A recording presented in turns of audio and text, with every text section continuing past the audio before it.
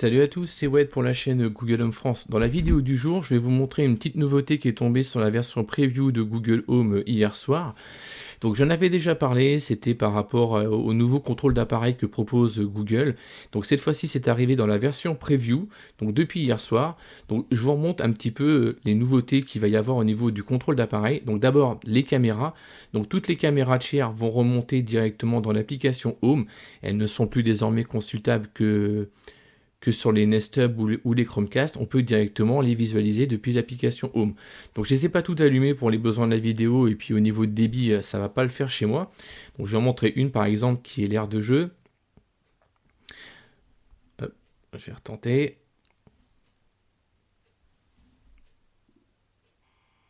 Donc voilà, donc là j'ai accès au flux de ma caméra. Donc il y a quelques loupés de temps en temps, comme c'était sur la Dogfood.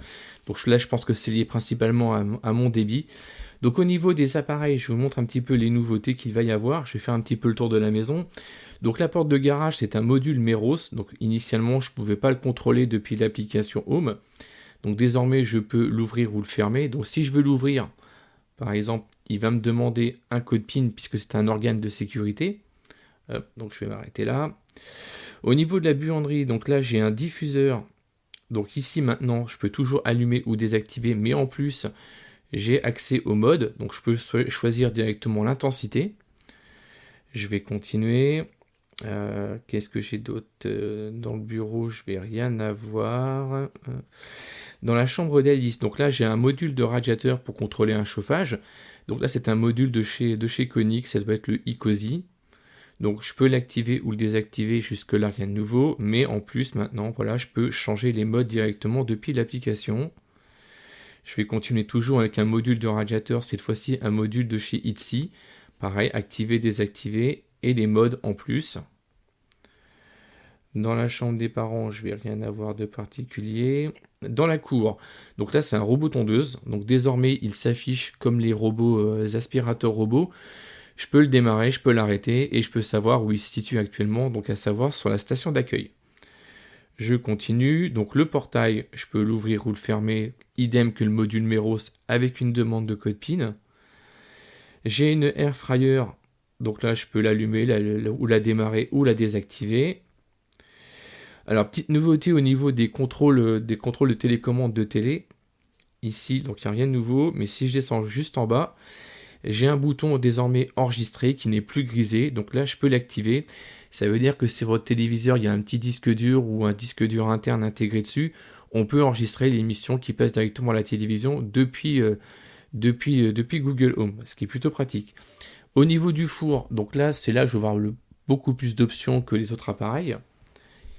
Donc je peux le démarrer, je peux l'allumer ou l'éteindre. Au niveau des modes, je peux choisir quasiment tous les modes de cuisson, le niveau de grill. Et léger c'est mal traduit, c'est la lumière pour allumer la petite lumière qui est dans le four. Je continue. Donc les thermomètres, malheureusement, il n'y a pas de nouveau pour l'instant, ça ne remonte que le taux d'humidité. Je n'ai pas plus de choses que ça, je n'ai pas accès à la température. Que d'autres Alors les rideaux, donc là c'est un curtain de chez Sweetbot. Je peux désormais le contrôler avec le taux d'ouverture. Idem pour un volet salle à manger. Donc là, c'est un module de chez Meros. Je peux jouer sur le pourcentage. Le sèche-serviette, donc là, c'est toujours un module de chez Ici. Détecteur de fumée, donc là, je vais regarder. Mais non, on peut toujours pas avoir des informations directement depuis l'application Home. Donc voilà, donc c'est tout pour les nouveautés. Honnêtement, ça fait plaisir, ça veut dire que Google avance plutôt bien dans ce qui était prévu. Donc la Dogfood a ces options-là depuis quelques mois maintenant. Donc ça arrive sur la preview. Donc pour rappel, à la preview, il faut faire une demande pour avoir accès à la preview. Il n'y a aucune limitation. Tous ceux qui font la demande sont désormais acceptés. Et donc on se dirige sûrement plus ou moins vers un moyen long terme à une version stable pour tous les utilisateurs de Google Home dans quelques mois, j'imagine. Voilà, c'est tout pour la vidéo et moi je vous dis à la prochaine. Allez, à plus!